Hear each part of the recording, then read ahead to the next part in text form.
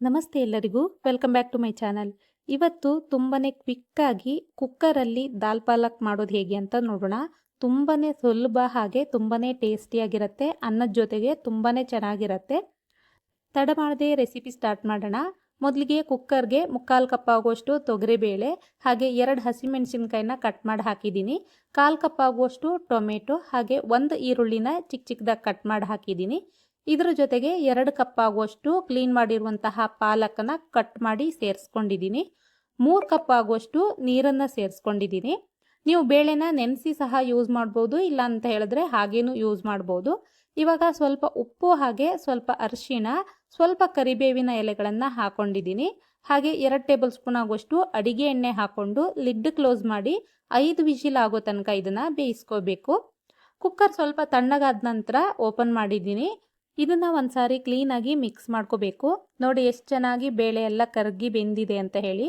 ಇವಾಗ ಒಂದು ಕಡಾಯಿಗೆ 2 table spoon ಆಗುವಷ್ಟು ಅಡಿಗೆ ಎಣ್ಣೆ, ಅರ್ಧ ಟೇಬಲ್ ಸ್ಪೂನ್ ಸಾಸಿವೆ, ಅರ್ಧ ಟೇಬಲ್ ಸ್ಪೂನ್ ಜೀರಿಗೆ ಹಾಕೊಂಡಿದ್ದೀನಿ.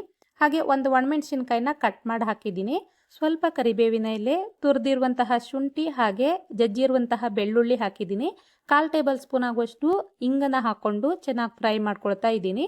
ನೀವು ಇದನ್ನು ಒಗ್ಗರಣೆ ಮಾಡಿ ಡೈರೆಕ್ಟಾಗಿ ಕುಕ್ಕರ್ಗೆ ಸಹ ಹಾಕೋಬಹುದು. ನಾನಿಲ್ಲಿ ಒಂದು ಕಡಾಯಿಯಲ್ಲಿ ಮಾಡ್ತಾ ಇದ್ದೀನಿ. ಇವಾಗ ಚೆನ್ನಾಗಿ ಫ್ರೈ ಮಾಡಿದ ನಂತರ ಬೇಯಿಸಿರುವಂತಹ ತೊಗರಿಬೇಳೆ ಪಾಲಕ್ ಸೊಪ್ಪು ಏನಿದೆ ಅದನ್ನು ಹಾಕೊಂಡಿದ್ದೀನಿ. ಇದನ್ನು ಒಂದ್ಸರಿ ಕ್ಲೀನಾಗಿ ಮಿಕ್ಸ್ ಮಾಡ್ಕೋಬೇಕು. ಹಾಗೆ ಇದನ್ನು ಚೆನ್ನಾಗಿ ಕುದಿಸ್ಕೋಬೇಕು. ಆಗಲೇ ನಾವು ಇದಕ್ಕೆ ಉಪ್ಪು ಹಾಕಿದ್ದೀವಿ. ಇವಾಗ ರುಚಿ ನೋಡಿಕೊಂಡು ಉಪ್ಪನ್ನು ಸೇರಿಸ್ಕೋಬೇಕು. 1 ಟೇಬಲ್ ಸ್ಪೂನ್ ಆಗುವಷ್ಟು ಅಚ್ಚ ಖಾರದ ಪುಡಿ ಹಾಕೊಂಡು ಚೆನ್ನಾಗಿ ಮಿಕ್ಸ್ ಮಾಡ್ಕೊಳ್ತಾ ಇದ್ದೀನಿ. ಇದಕ್ಕೆ ನಾನು ಯಾವುದೇ ರೀತಿಯ ಸಾಂಬಾರ್ ಪುಡಿನ ಯೂಸ್ ಮಾಡ್ತಾ ಇಲ್ಲ. ಹೀಗೆ ಮಾಡಿಕೊಂಡ್ರೆ ತುಂಬಾ ಚೆನ್ನಾಗಿರುತ್ತೆ. ನೋಡಿ, ಒಂದು 3-4 ನಿಮಿಷ ಚೆನ್ನಾಗಿ ಮೀಡಿಯಮ್ ಹೀಟಲ್ಲಿ ಕುದಿಸ್ಕೊಂಡಿದ್ದೀನಿ. ಇವಾಗ ದಾಲ್ ಪಾಲಕ್ ರೆಡಿಯಾಗಿದೆ. ಇದನ್ನು ಅನ್ನ ಜೊತೆಗಾದರೂ ತಿನ್ಬೋದು, ಇಲ್ಲ ಅಂತ ಹೇಳಿದ್ರೆ ಚಪಾತಿ ಜೊತೆಗಾದರೂ ತಿನ್ಬೋದು. ತುಂಬಾ ಚೆನ್ನಾಗಿರುತ್ತೆ. ನೋಡಿ ಎಷ್ಟು ಈಸಿಯಾಗಿ ಈ ರೀತಿ ದಾಲ್ ಪಾಲಕನ್ನು ಮಾಡ್ಕೋಬೋದು. ನಿಮಗೆ ಈ ರೆಸಿಪಿ ಇಷ್ಟ ಆದರೆ ಖಂಡಿತ ಟ್ರೈ ಮಾಡಿ. ಹಾಗೆ ವಿಡಿಯೋ ಇಷ್ಟ ಆದರೆ ಲೈಕ್ ಮಾಡಿ. Thanks for watching.